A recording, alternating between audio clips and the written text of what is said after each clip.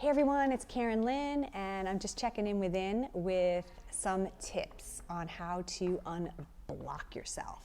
So if you're feeling a little stuck and you're feeling like a lot of resistance is happening in your life, there are probably many reasons, and good ones, why you're feeling these things, and they must be addressed. They must be addressed for you to get a little bit deeper in understanding, what is happening.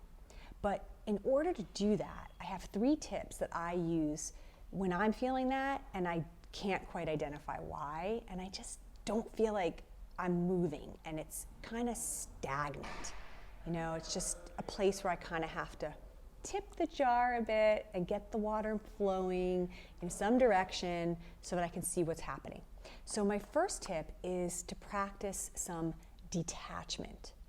Now, detachment is a very good practice for absolutely everything in our lives, ultimately, because it allows us to get a little bit away from wanting the outcome of what we're looking for. And if any experience when you're trying to force an outcome or make something happen a little bit too much and you tip out of balance, you're a little too attached to getting that ultimate result, you push. And in that pushing or in that desiring, we push it away. So having some kind of detachment to what's happening, if you're feeling stuck, you're feeling resistant, and you just pull away, you say, okay, I'm gonna just give myself some space. I'm going to go for a walk. I'm gonna get moving. I'm gonna get my mind out of this. And that's kind of what I love about detachment, because it's mental. It's a mental practice.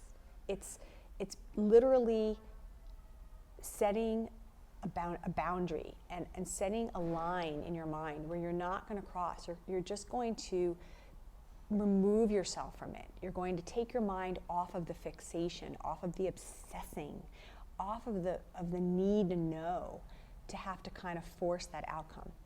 And you really kind of open up a space for yourself.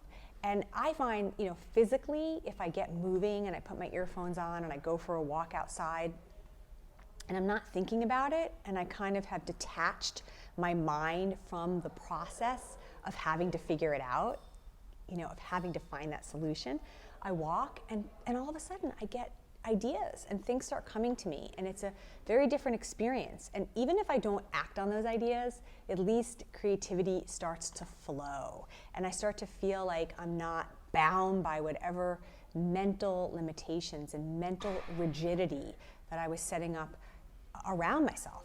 And I'm also getting away from the area where I'm working, which sometimes can have like a vibrational aura, a vibrational area where I've just set up a lot of frustration, and I'm sitting at my computer and I feel stuck. And every time I sit there, I'm going to feel the same stuckness unless I change the energy and I detach from it and I just allow it to sort of flow. So the second thing that I really think is very important is asking. It's asking for the solution. And if you found that you're asking in your mind, right, you're in a limited area. You're only within that portion. And if you're not open, you're not receiving. So the key is to ask, to go to a place in you. And that could be when you're walking or when you're away from that area of frustration.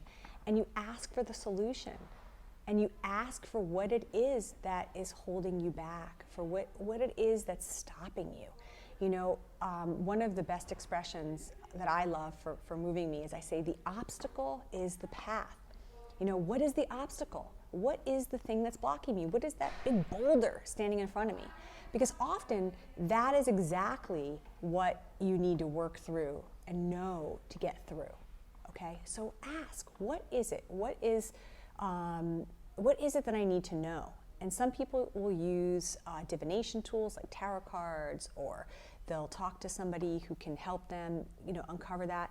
But ultimately, the best person is you. The best person that knows that, all those answers, they're inside of you.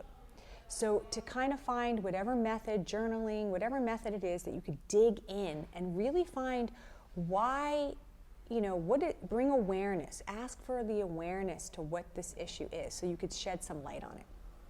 And the third and last thing is probably the most important, because it's what is going to give you the solution. and that is receiving. We need to be in a place of receiving to get our answers. One of my teachers, Abraham Hicks, actually titled the book, Ask and It Is Given.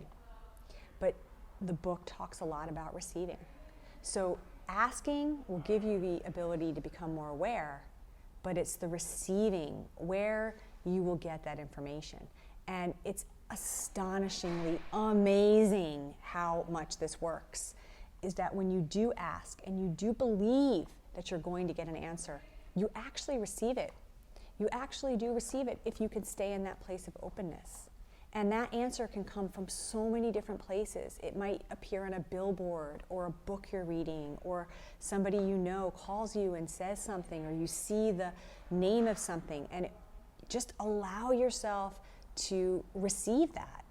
It's incredible. And if you're not quite sure, you're not really believing this because you haven't had direct experience with it, I bet you already have, but you just haven't made the connection to it. You haven't really seen that this is the integration of what's really happening. So it's really just stepping back in a mode of detachment, in a mode of openness, in a mode of just allowing, you could say, and then asking your guardian angels, asking your higher power, asking God, asking for what it is that you need to do. Whatever it is, that little baby step, it doesn't have to be monumental, just the little step that moves you. And then receiving it and knowing that when you receive it, that is actually your message.